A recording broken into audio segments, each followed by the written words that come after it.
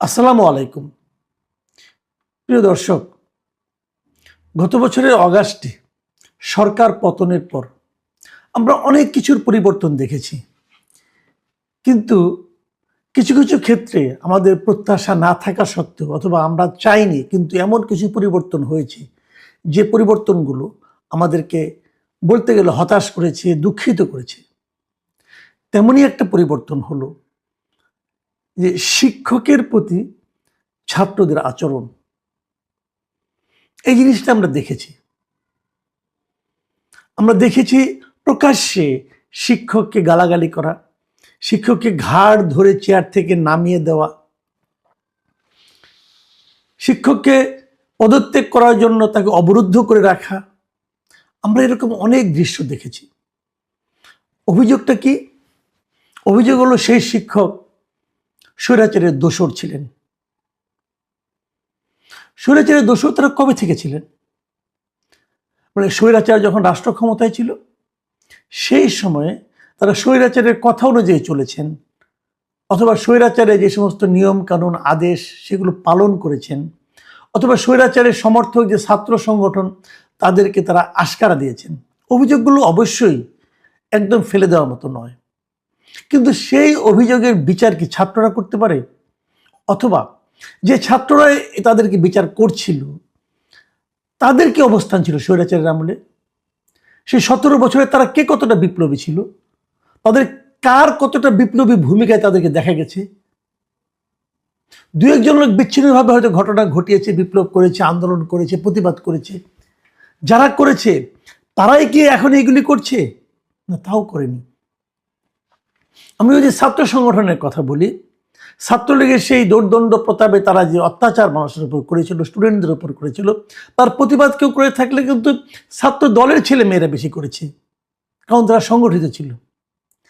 আর পরবর্তী সময়ে যারা এই সমস্ত করেছে তাদের ম্যাক্সিমাম কিন্তু গুপ্তভাবে ছাত্রলীগের মধ্যে ছিল, তারা তো প্রতিবাদ করেনি।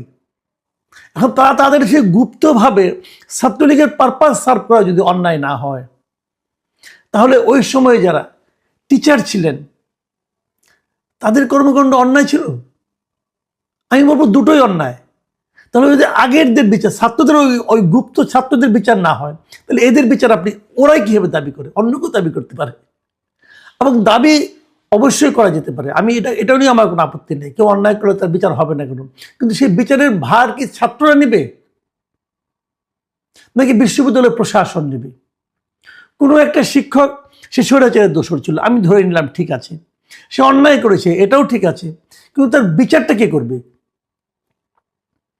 যে ছাত্র যদি তার বিচার করতে তার প্রতি আপনি দায়িত্বটা দিয়ে দেন, তাহলে সারা দেশে কি অরাজক পরিস্থিতি তৈরি হতে পারে? সেই পরিস্থিতিরই তৈরি হয়েছে, আমরা তারই নমুনা দেখছি। আমরা দেখলাম যে শনিবার দিন আজকে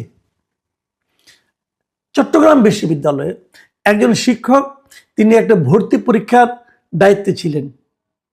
সেখানে থাকার পর সেখান থেকে তাকে সেই চট্টগ্রাম যে বিশ্ববিদ্যালয়ের ছাত্র সংসদ আছে চাকসু, তার 4 জন নেতা ওই শিক্ষককে ধরে টেনে হিঁচিয়ে নিয়ে গেছে প্রক্টর অফিসে।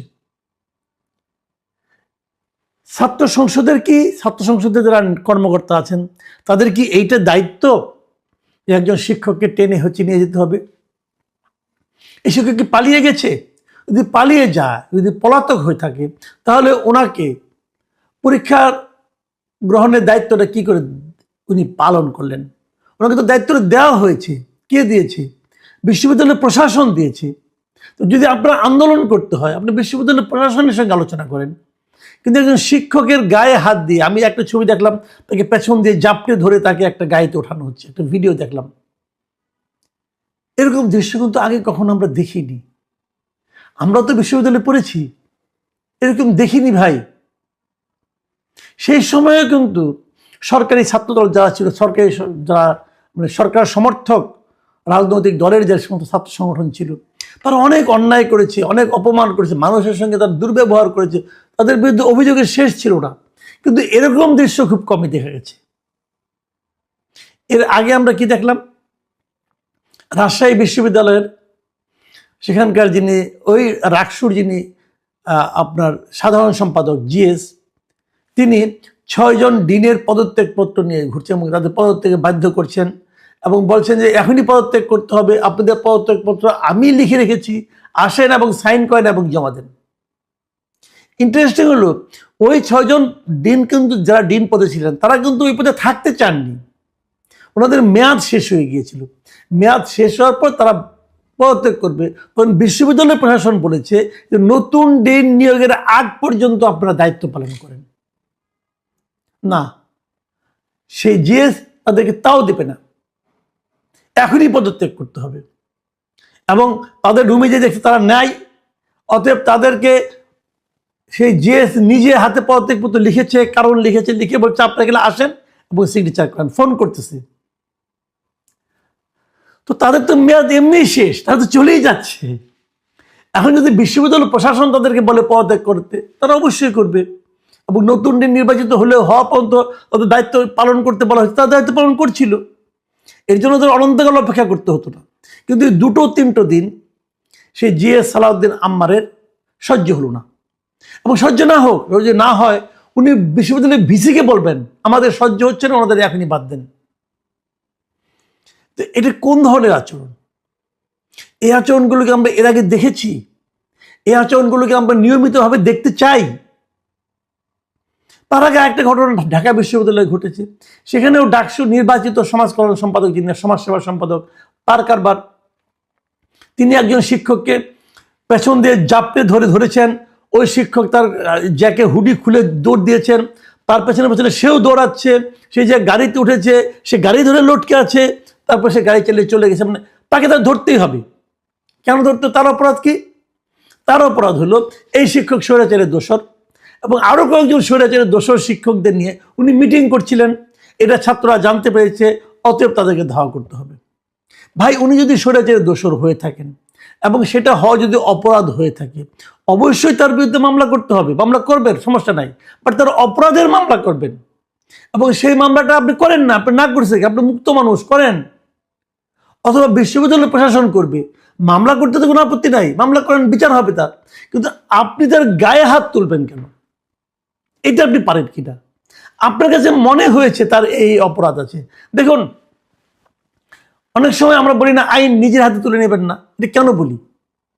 কারণ আমরা যা দেখি তা অনেক সময় সত্য না, দেখার বাইরেও কিছু থাকে।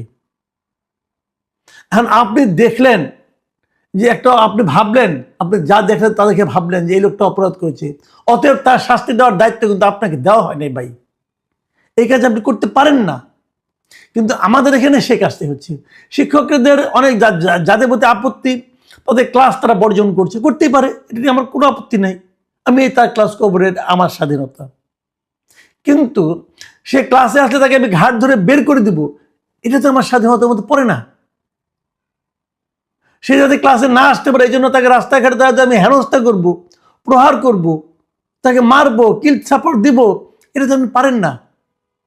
একজন শিক্ষক, উনি ইউনিভার্সিটিতে দেওয়া একটা দায়িত্ব পালন করছেন, তাকে সেখান থেকে টেনে হিঁচড়ে নিয়ে যে আপনি টেম্পোতে তুলে নিয়ে আপনি এক জায়গায় নিয়ে যাবেন, বিচার করবেন, তার মোবাইল ঘাটবেন, মোবাইল চেক করবেন, এটা আপনি কোন আইনে করেন? একজন বিশ্ববিদ্যালয়ের শিক্ষক, সে আপনার টিচার, এটাকে আপনি পারেন? আপনি ডাকসু হন, জাকসু হন, রাকসু হন, যে সুই হন না কেন, আপনি এটা কি আপনার ক্ষমতার মধ্যে পড়ে? আপনি আন্দোলন করেন সারাদিন, কোনো আপত্তি নেই, আপনি তার ক্লাস করেন না, আপনি ছাত্রদেরকে মোটিভেট করেন যে ওর ক্লাস আমরা করবো না, ওকে, নো প্রবলেম। আপনি যদি মনে করেন না তাদের হচ্ছে না, তাদেরকে আইনে আওতায় আনতে হবে, ওকে, আপনি যান, যে মামলা করেন, কোর্ট আছে, আদালত আছে, থানা আছে, যে মামলা করেন, এটাও কোনো আপত্তি নেই। আপনি তার গায়ে হাত দিবেন কেন? যে দেশে ছাত্র সমাজের এই তার চরিত্র হয়ে দাঁড়ায় এবং সে মনে করে গায়ে হাত দেওয়ার নৈতিক অধিকার তার আছে, এবং এরা কারা? এদের কাছ থেকে আমরা কি আশা করব? এরা সবাই দেখবেন আপনি ঘুরে ফিরে সবাই ছাত্র শিবির অথবা ছাত্র শিবির সমর্থিত লোকজন। জামাতে ইসলাম এমনি বলে থাকে তারা ইসলাম কায়েম করবে, ইসলামী শাসন কায়েম করবে, খুব ভালো। জামাত ইসলামের একটা সংগঠন হলো ছাত্র শিবির, ইসলামী ছাত্র শিবির। তো তারাও এই কাজটাই করে, তারাও নিশ্চিতদেরকে এই শিক্ষাই দিয়েছে। বা ইসলামী শিক্ষার মধ্যে এটা পড়ে যে একজন ছাত্র তার উস্তাদের গায়ে এভাবে হাত দিবে? ইসলামী শিক্ষার মধ্যে এটা আছে? তার মানে তারা আসলে ইসলাম পালন করছে না, তারা ইসলামের নাম নিয়ে অনইসলামিক কাজকর্ম করছে, তারা সভ্যতার নামে অসভ্যতা করছে। এইখান থেকে আপনারা আপনাদের ইয়াং জেনারেশনকে কি শিখাচ্ছেন? এই কথাটা আমাকে বলেন একবার। এবার এই নির্বাচনে, আসন্ন নির্বাচনে জামাত ইসলাম কিন্তু খুব ভালো একটা অবস্থানে আছে। জামাত ইসলাম বলে তারা সৎ লোকের শাসন কায়েম করতে চায়, এবং তাদের এই যে ভালো অবস্থানে থাকা, এই থাকাটা নিয়ে তারা কিন্তু নিজেরা খুব আত্মবিশ্বাসে বলিয়ান হচ্ছে। কেন? তারা ভাবছে এই যে বিশ্ববিদ্যালয়গুলোতে আমাদের স্টুডেন্টরা, আমাদের ছাত্র শিবিরের ছেলেমেয়েরা এত ভালো ভোট পাচ্ছে মানুষের কাছ থেকে, তো ভোট যারা দিচ্ছে তাদের মধ্যে তো মিনিমাম বিবেক আছে। তারা যখন এগুলো দেখছে, সেটা তাদের মধ্যে কি প্রতিক্রিয়া সৃষ্টি করছে? অথবা তাদের যারা পিতামাতা আছে, যারা নাকি জাতীয় নির্বাচনে ভোট দিবে, তাদের মধ্যেই বা কি প্রতিক্রিয়া তৈরি করছে? জামাত ইসলামকে এই জিনিসগুলো ভাবেন? যে ছাত্র শিবির আজকে করছেন, সে আগামীকালকে জামাত ইসলাম করবেন। আপনারা কি এগুলো ভাবেন? সভ্যতা, ভদ্রতা, এটা মানুষের একটা শিক্ষা, এটা মানুষের একটা মানবিক বৈশিষ্ট্য। গরু ছাগল অথবা কোনো বন্য প্রাণী, তাদের মধ্যে সভ্যতা আশা করা যায় না। আমরা একমাত্র মানব সন্তানের মধ্যে সভ্যতা আশা করি, মানব সন্তানের মধ্যে ভদ্রতা আশা করি, এবং আশা করি যে তারা তাদের যারা গুরুজন আছে তাদেরকে সম্মান করবে। যদি সেই গুরুজন সম্মানের উপযুক্ত না হন, তবুও তার গায়ে হাত দেবেন না। কারণ দেশে প্রচলিত একটা আইন আছে, সেই আইন অনুযায়ী আপনি কারো গায়ে হাত দিতে পারেন না। এই মিনিমাম আইনটুকু, এই মিনিমাম রীতিনীতিটুকু, এই মিনিমাম মানবিক বৈশিষ্ট্য যাদের মধ্যে না থাকবে, যাদের মধ্যে অনুপস্থিত থাকবে, তাদের উপর আমরা ভরসা করব কিভাবে? প্রিয় দর্শক, এ নিয়ে আর বেশি কিছু বলতে চাই না, কারণ এটা বললে হয় কি জানেন, আমাদেরই ছেলে মেয়েদের উপর ব্লেমটা আসে। তা আমাদের ছেলে মেয়েরাই তো আমাদের ভবিষ্যৎ। আমরা যদি ভবিষ্যৎকে এভাবে দেখি, আমরা যদি ভবিষ্যতের এই মূল্যায়নটা আমাদের চোখে পড়ে, তাহলে আমাদের বেঁচে থাকা কিন্তু